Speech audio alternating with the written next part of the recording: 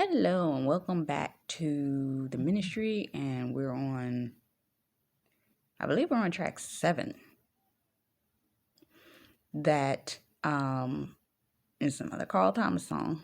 Because I told you that the Lord showed me darn near the whole album for let's talk about it.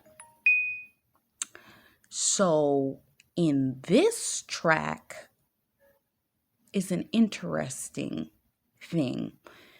I believe this really speaks to that part of a relationship.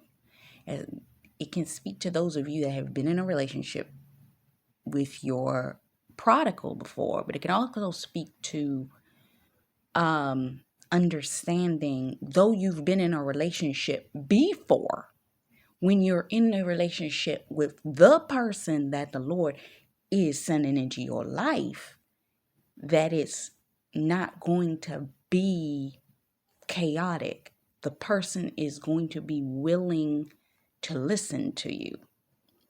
Remnant Rising did a word a while back, and it's actually been popping up on my feed a lot, saying that your spouse will be gentle with you. A lot of us have been in chaotic experiences, relationships, so on and so forth. And because of that, it's kind of made us risk aversive in getting into a relationship with somebody new.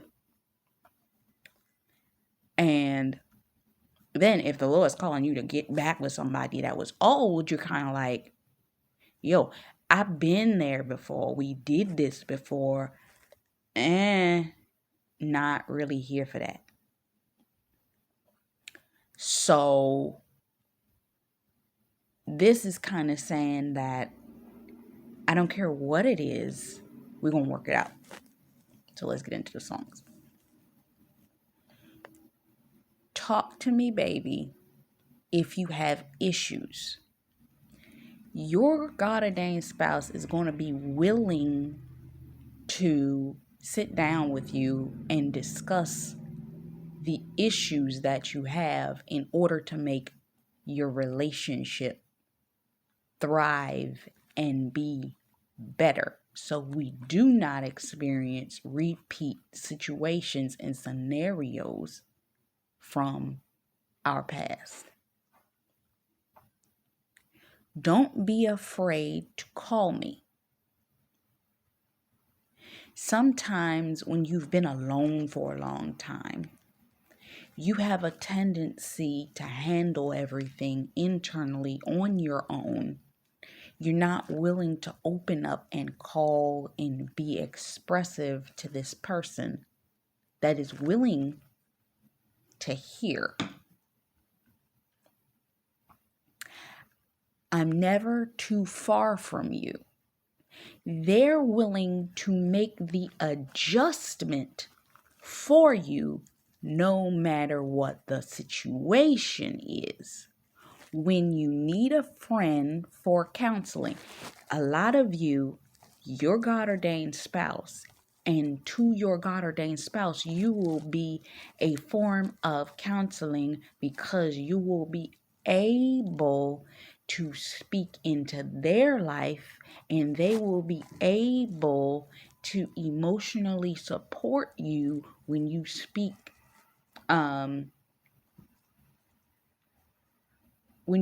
what your truths are. And it's not something to be afraid of. There's this thing going that you should not talk about your past to the new person. But how is the person going to learn your pain? And it's not about them learning your pain. It's about learning how to help you feel secure in this relationship. Some men do want to know who hurt you, what happened, what was that thing. Let's talk about this so that you're not sitting there getting triggered every time they do something. They didn't even know what the heck they did. But because you sat down and had a conversation with them, they were like, oh, I must have tapped their trigger point. Let me soothe them and let them know they're okay and I'm not trying to hurt them. A hit dog is gonna holler. But if you meet a hit dog that's just sitting there and you just happen to raise your hand, that dog might holler and you didn't do nothing to it. You understand what I'm saying? But because it saw you raise your hand, triggered. You understand what I'm saying? So you need to be able to sit down with your partner and say, hey, this is what happened. It doesn't mean that you need to explain to them an entire 27 chapter book of your previous relationship. No, you need to explain to them, if I see this, this may cause me to withdraw from you a little bit. If you see me withdrawing from you, this is why I'm withdrawing from you. What I need from you is for you, when you see me withdraw, to XYZ. Why? Because we need to talk about these things. Communication is the number one savior in a relationship. The reason marriages and relationships end is money, lack of communication, and lack of sex.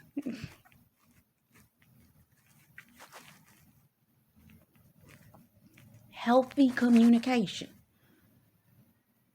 I'll be there through everything. A lot of you, admit it, you were in relationships before, friends, family, actual romantic relationships, what have you. The people that you thought were going to be there for you, when you were open and honest with them about certain things that you were dealing with, they turned and dropped you like a lead potato. And the men that the Lord is sending in your life, He's coming to tell you, you can have your moment. You can freak out. You can do whatever it is. I'm not going to holler. I'm not going to yell. I'm not going to do what they did to you. I'm going to be there through that experience to show you that I'm here. I have this vision of, especially as women, and sometimes this can go in reverse, that when you've been hurt, you ever heard the saying, hurt people hurt people? If you've been hurt, you may unconsciously start to push or consistently do things to push your spouse away, push that person away, because to you, that's like, wait a minute, are you trying to manipulate me because of the fact that you are actually being attentive to me in this moment? Let me push a button or push you away. And it's almost like the reflection of this vision is you're pushing, you're throwing, you're hitting, you're doing whatever this is, and the person's standing there. Unmoved, unmovable. Got these Superman thing going where they just not moving.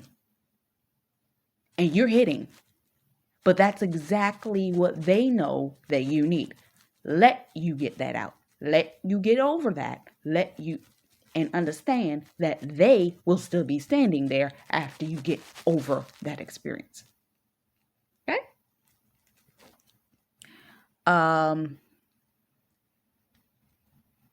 So you don't have to worry no more. In them showing you that they will be there, they know that, okay, this person hasn't moved. I've pushed. I've treated them a certain way. I've dealt with the triggers and they did not move.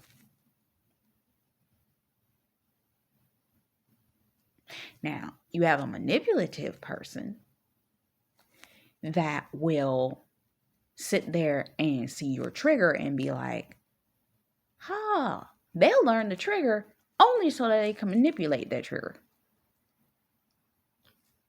I remember watching Why Did I Get Married? And when Janet Jackson's character was talking as the therapist, she's like, don't hit below the belt. You are never supposed to weaponize your person's triggers.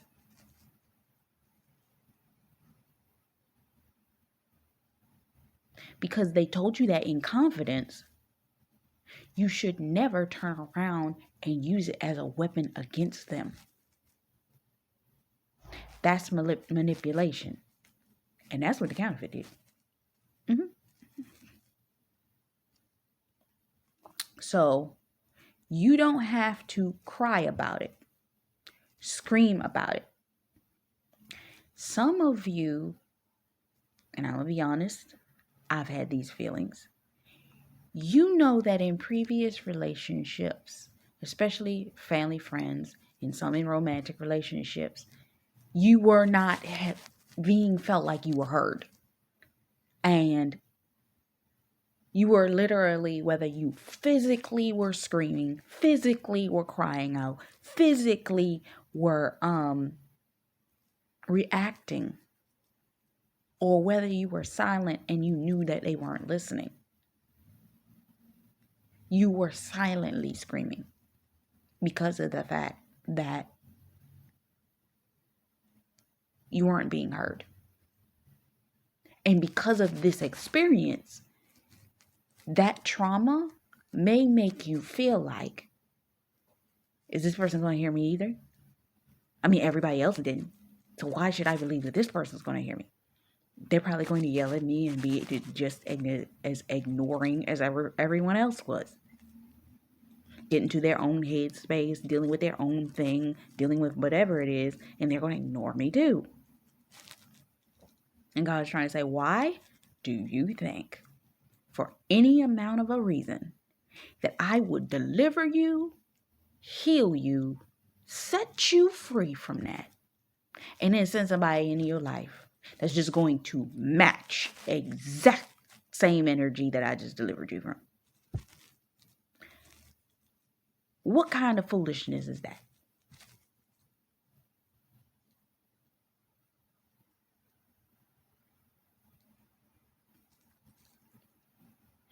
I'll be there to talk about it and make it all right. These men are coming to make your pains okay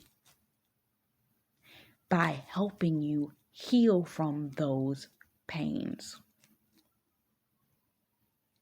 helping you process those things. I was listening to Esther's Way the other day, and she did a 3-hour broadcast talking about depression and self-harm. And I'm going to do something about that on a different, I might record it today. But I'm not going to probably post it today. But when it comes down to it,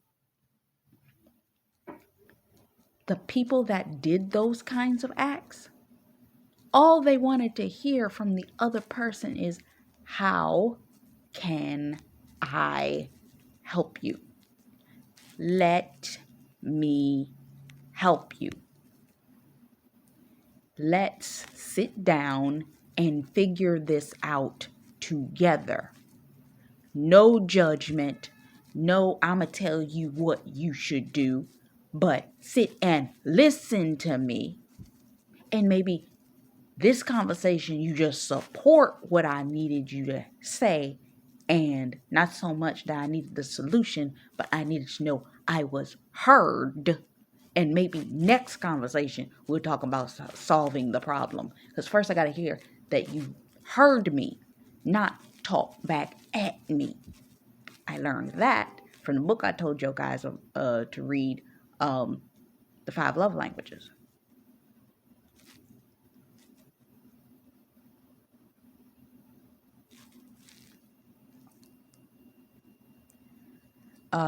make it all right. You don't have to make a scene about it or pressure yourself. Some of us are terrified that they're going to react in such a way that we're going to end up in a screaming match in order to be heard. Because one, we're afraid that they're going to trigger us and then we're going to end up screaming at them because of the fact that we've been through some stuff.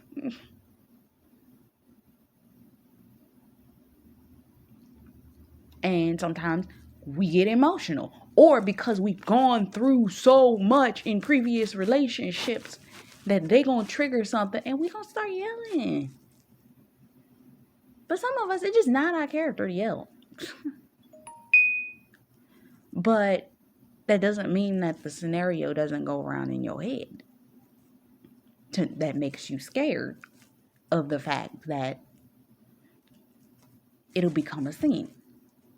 And for them, you making a scene might very well to them be a trigger. Think about it. But because they're strong enough, they can handle it. Remember what I just said. You push, they stand still. Because they need to show you, I'm not going anywhere.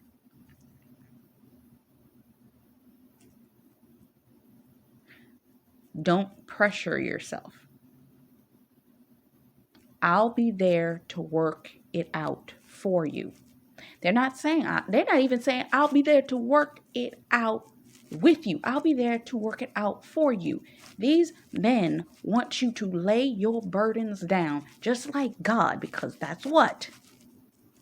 Because you can also look at this as a song in relation to the Lord and how he's been begging you to give over your problems to him. Because he's going to work it out for you. Does the word not say, I know you're tired. I have seen your deeds. I've seen what you can do. Now look at what I can do. Let me work it out. These men are like, I know that you have had burdens. I understand that you have been through some things. And because I understand what you have been through and have been through some things, I'm going to listen to you and work it out for you. If I can do my best that you have to do nothing, I'm going to do it that way. Because I want to work this out for you. Because I need you to see that I'm trustworthy and I can be there for you. That's what they're saying to you.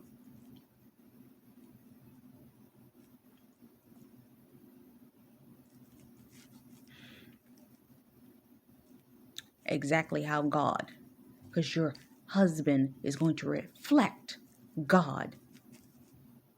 He's a human reflection of God in your life. And you are the human reflection of the church.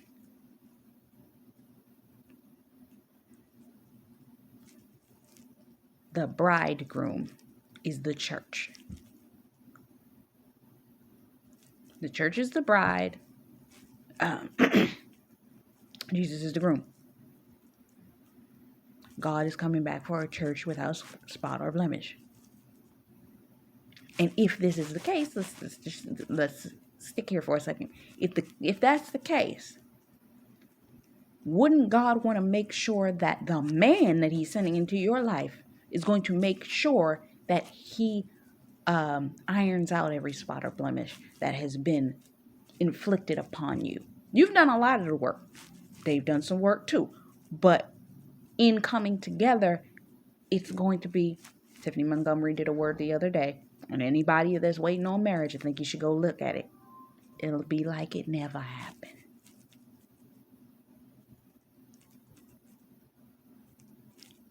I just want to leave that there with you. So, baby, keep your head up. They are coming to structure and be the strength to help you carry the weight. Have you ever heard the saying, heavy is the head that wears the crown? We all sit up there and say, we queens, we queens, we king, we queens. And they're our king. They're our king. Right? Right? But heavy is the head that wears the crown. Whatever influence as an influential person, whether it is influential community-wise, influential social media-wise, whether it's influential as celebrity-wise, whatever influence God is giving you, hey, maybe you're just supposed to be a missionary that goes around the world and does ministry. Whatever it is, there is a heaviness to that. And these men are saying, I'm coming in to help you carry that weight so that you can keep your head up. And vice versa. I know it's itchy. You're messing up your makeup. One, but some of y'all, your goddamn spouse ain't even gonna really need for you to be made up like that. They're gonna like you in your naturalist state. But this speaks unto the fact that they don't want to see you upset. They don't want to see you crying. They don't want to see you be a mess when there's no necessity for it. They want to make sure that you always are in a state of peace and smiling, because it hurts them. I remember years ago when you remember the group 98 Degrees came out with the song, and they were talking about, I can't bear to turn and look at you, or when I turn and walk away because I cannot see you crying. It's something like that. In whatever song that was, I do not remember. But these men, they don't want to see you hurting. They don't want to see you messing up your makeup. They don't want to see you crying like that. And for one thing, they don't want you made up, or what it is they want to help make sure that they know that you have to wear whatever makeup, wear whatever mask for your day-to-day, for your influential experience, but you don't need to cry it off.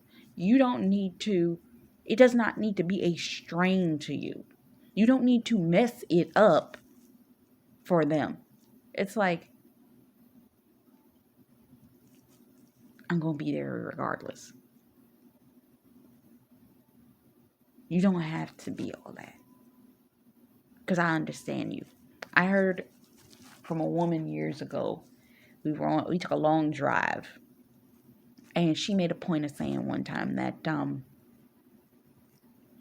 men, they are actually, now you have people that have a 50-50 view on this, but a man will be attracted to a woman that doesn't have makeup because he knows, okay.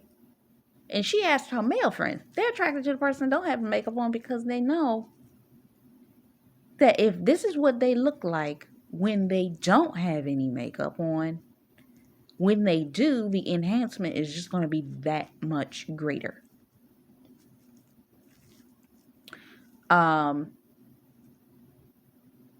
Where was I?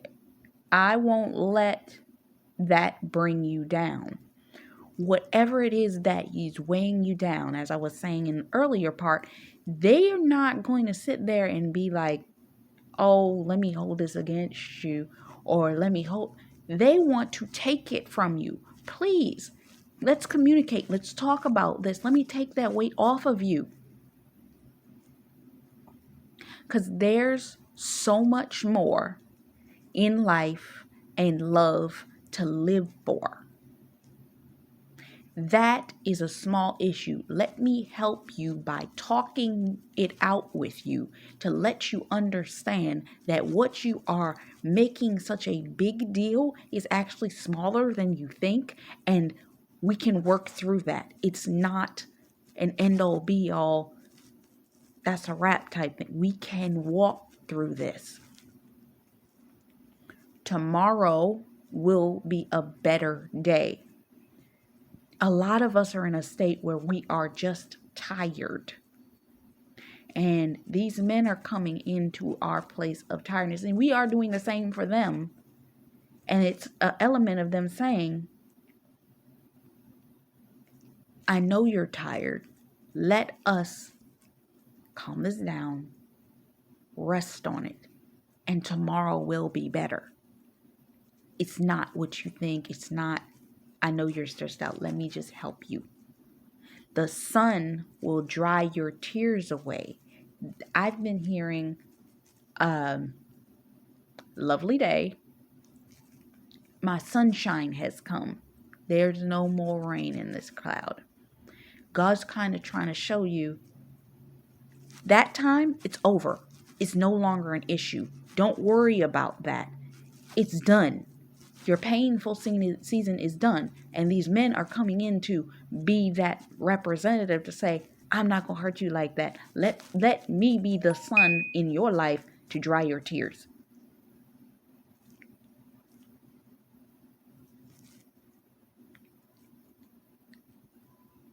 And I'll be standing there.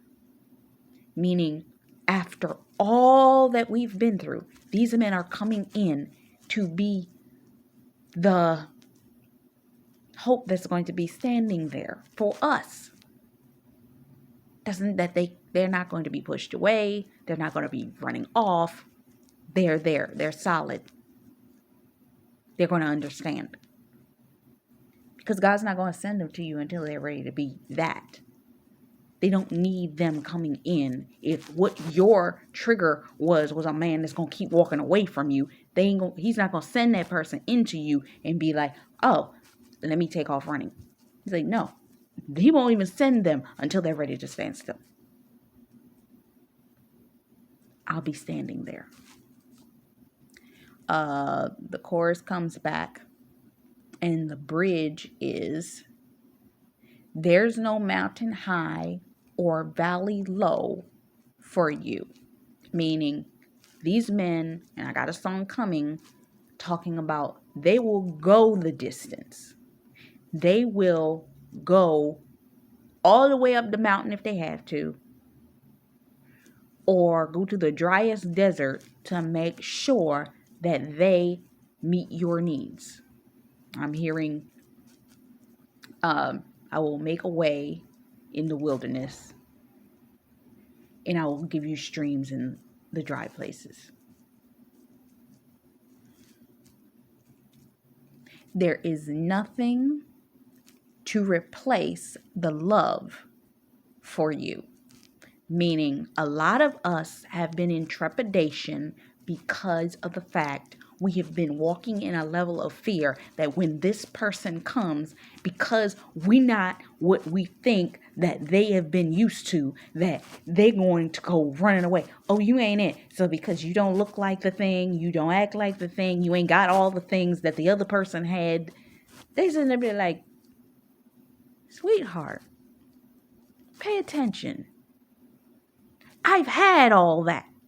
I'm here because that burnt me. I'm here for you. And I need to show you that I'm not going to hurt you. That's what they're there for. For you. He repeats, for you. I'll do almost anything for you. God has pruned these men so much that by the time they get to you, they ain't moving. No, I've made a decision. I'm here. I'm good. I got you. Now, respectfully, don't sit up there and manipulate and push this man just because you want to manipulate and push this man because you are psychologically messed. If you psychologically messed up like that, you don't need to be in a relationship. And God probably hasn't sent the man to you because of the fact that he don't need you manipulating with them and playing these trigger games because you trying to be sitting there like, oh, I'm going to push on him because I need to make sure I'm going to test him 50 times to make sure he going to run. And then the second that he do something, I'll be like, ha ha! And God's like, until that spirit leaves you, you want to remain single.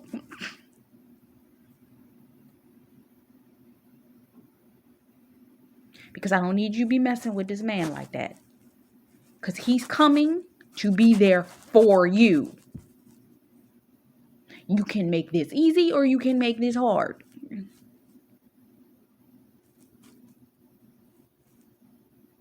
'Cause baby, you're the one I want to wear my what? Ring. Oh, wait. Kingdom marriage. You're the one I want to wear my ring. Do I even need to explain that sentence? He's ready. He's not going anywhere. You can push, you can pull, you can do whatever you want. This man is sturdy. He's not going. Do I need to sing Jennifer Hudson on you?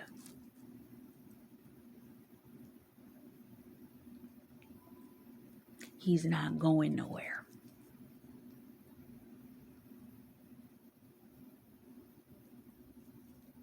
Trust. It repeats again. You don't have to cry about it. You don't have to scream about it. I'll be there to talk about it and make it all right. And it repeats. And that's the end of the song. So I hope this blessed you, and this video is just about over. Digest that. Until next time, we'll be right back.